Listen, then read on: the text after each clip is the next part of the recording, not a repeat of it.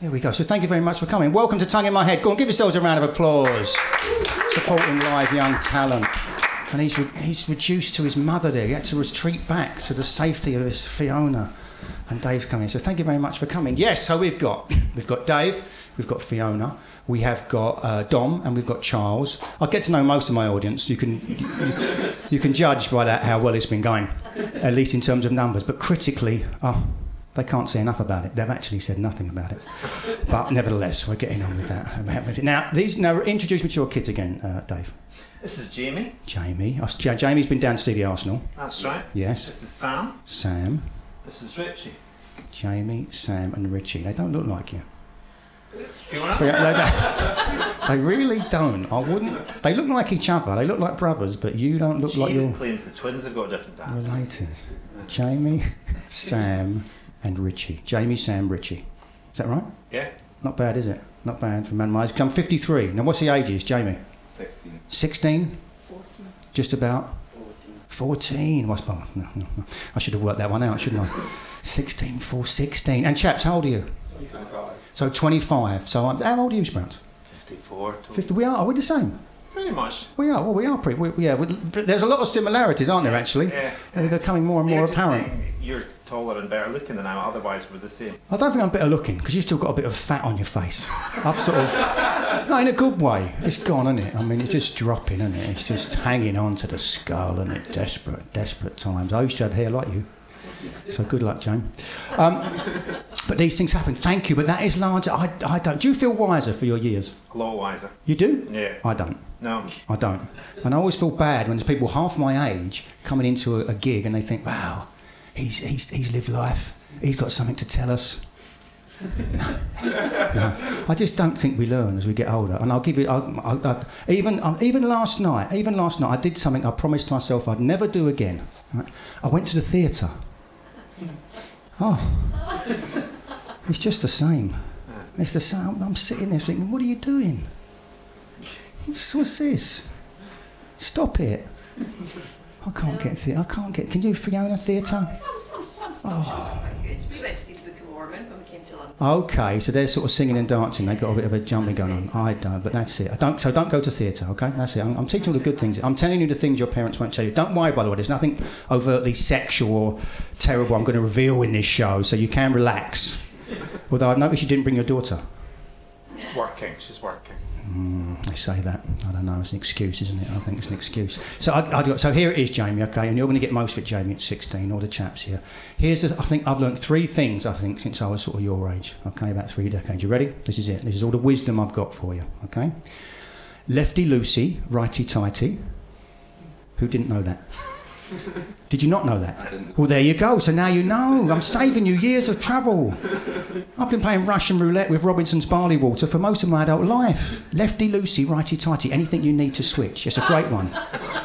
Did you not know? Did you know? Well, I knew it, but I'd never... That's succinctly. Six. Just nice. He speaks English. No, it is. Lefty. So that's a good one. Lefty. Okay, that's one. I'm not bad. I feel better. The next one is spring forward, fall back. That's the clocks. So you know which way. You know they go an hour, but which way? Is it forward or back? In spring, it's forward. In fall, autumn, it's back. Is that another one for you? Just phones do it themselves. Phones do it themselves. How redundant do I want to feel? But when you've got a nice analogue clock in your nice house, you'll have to do it yourself, okay? So now you know, okay. Smart ass, isn't he, your brother? Isn't he, your older brother? Comes in the front row, starts giving it all out. That's fine. And here's the last one, okay? Here's the last thing I've got for you. Now, do you know Imperial Leather Soap? Okay? Now, do you know the logo on it? That's actually a functional device. Okay? And what you're supposed to do, after you've washed yourself with the Imperial Leather, as it depreciates, you're supposed to place it on the logo. And then it allows air to circulate and lets the bar dry, and it maintains its integrity without becoming a big mush. Now, who didn't know that? Raise those hands. There you go. Everyone's up, see? So that's not bad, is it? It's not a lot, is it, for 25 years? But it's something, isn't it? It's something. And bar of soap. Look at these chaps, bar of soap. As if you've ever bought anything as prosaic as a bar of soap. They'd kick you off Instagram, wouldn't they? They saw you with a bar of soap. It's a gel or a mousse or something, isn't it? It's out of a bottle. It's not a bar of soap, is it? You wash, though, don't you? You do wash? Yeah, Yeah, of course you do. You wash now and again. Yeah, I've lived with him, I know. You wash now and again, I know. Yeah, because cleanliness is next to godliness, isn't it? It is, whatever that means. I don't know what I mean. It's a bit outdated, isn't it? I love the Proverbs, but it's a bit outdated. I mean, I know plenty of well-washed atheists. I like to consider myself one of them.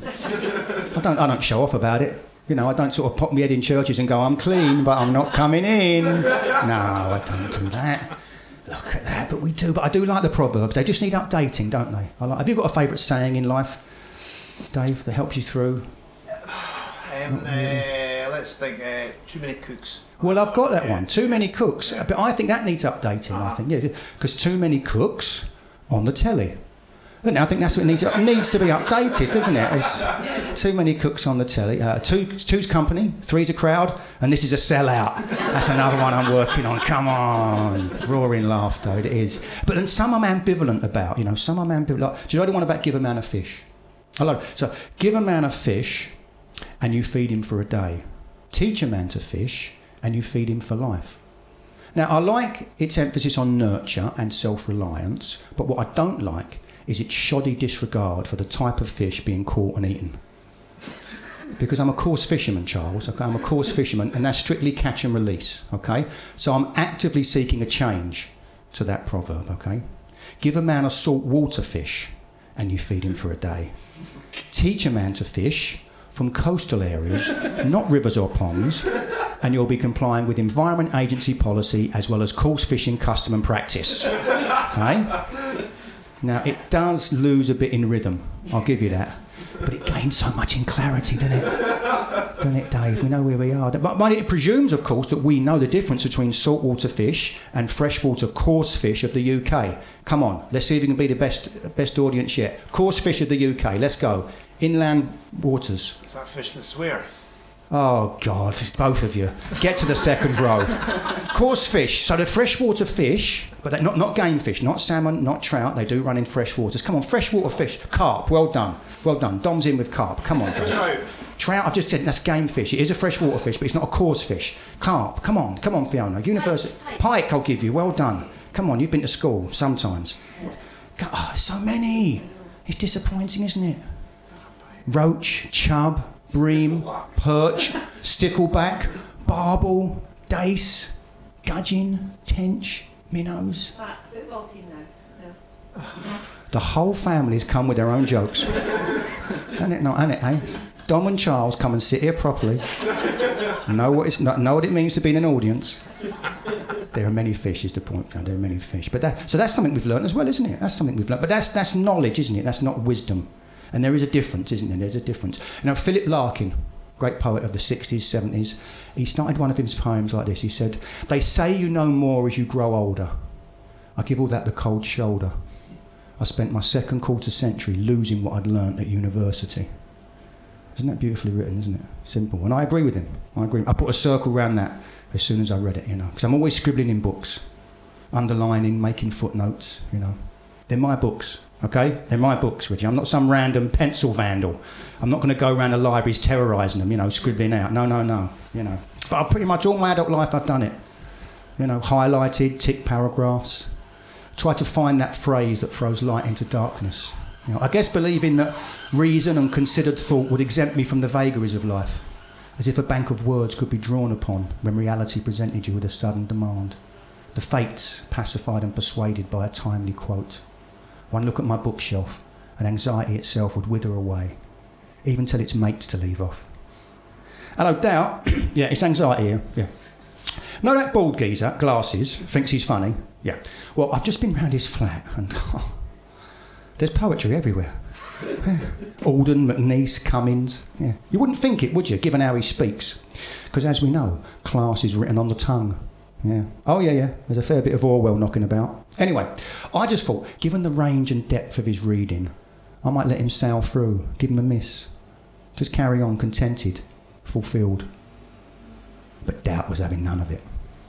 Cheers, Anks, but I'll pop round anyway. Why do you think he's got those books in the first place? The seeds of doubt lie deep and wait. Larkin carries on in that poem. I spent my second quarter century losing what I'd learnt at university and refusing to take in anything that has happened since. Now I know none of the names in the public prints. That's so prescient, isn't it? In the mid-70s, about the news and the people. I don't know half the people in the news, do you, Dave? I don't know who they're talking about half the. Who's the news for? I don't know, it relates to me. I mean, what have we had this year? The royal wedding. The royal wedding. If they really wanted me to watch, I'd have got an invite, wouldn't I? I didn't even get one for the evening, you know. A bacon roll's hardly going to set them back, is it? You know. And what else in the news? HS2. HS2. A bit quicker train to the Midlands. No one's going on HS2, are they? We couldn't care less about. And we've had the Salisbury spy poisoning. Now, I was a little bit interested in that one. Not least, he was a double agent spy, wasn't he? It's not sort of beyond the realms of possibility, is it? It's not like he'd been working for the local authority for the last 30 years, is it? Hello, you're through to Wiltshire District Council Residents Parking Inquiry Line. This is Sir Guy. How can I help you? I mean, he'd done well to disguise his accent. I'll give him that. And yet, despite the blanket coverage of that case, no one addressed what I wanted to know. Sometimes the more interesting thing is what they don't report, okay? Who knows the main river that runs through Salisbury? What's the main river that runs through Salisbury? The Hampshire Avon. And do you know what it's famous for? Specimen roach. Specimen roach, if you want to get a crack at. And yet, despite all that coverage, newspapers, TV, I'm still no clearer how Novichok has affected fish stocks. It's not there. So come on, BBC, step up. Where's my news? You know, who's really interested in the news? You're not interested in the news, are you? We're not. No, we're more interested in things personal and closer to us. If I'm actively thinking at all, it will probably be about food, fishing, or going to the toilet.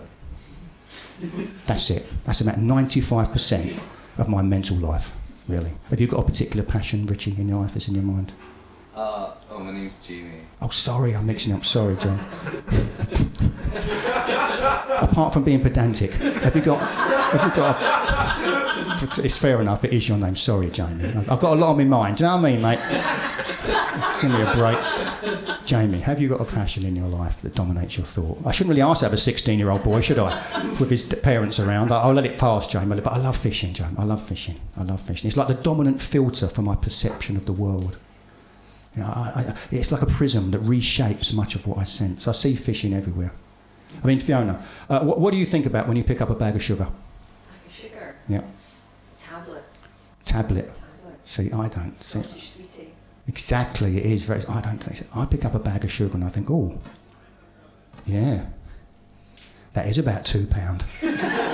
Imagine a roach that size. Hey, it's a specimen from a river, £2 roach. You're kidding me? It's fish of a lifetime. Love it. I'm fishing in there. That's good about getting older. You know what you like a bit more, okay? You know what you like a bit more. I'll tell you now, I like wearing socks in bed. I do. I prefer wire fronts to boxer shorts. And I like a bit of smooth radio. Yeah, I never thought I would, but I do. I like a bit of smooth radio. But it's a remarkably narrow seam to mine for 24 hours, isn't it? Smoothness. And yet somehow they seem to manage to progress through the day from the adequately comfortable to the exotically friction-free. I do, don't I? 6 till 8. Smooth sanctuary. Take the weight off your feet. Unwind from the day with a glass in your hand and your favourite tunes in your ears. Featured artist, Christopher. Lady in red, oh, dancing with me. And you think, wow, that's pretty smooth. But they've barely started, have they? 8 till 10. Smooth, smoother, smoothest. Take the weight off your world, unwind from everything. Oh, with some barely legal sedation and somnambulant drones stumbling round your vacant skull. Featured artist, the Lighthouse Family. We can be lifted. You think surely now we've achieved peak glide, but no. 10 till 12, coma smooth. Take the weight off your everlasting soul. Unwind from sentience with a needle hanging out of your arm and your synapses barely firing. Featured artist, Clanad.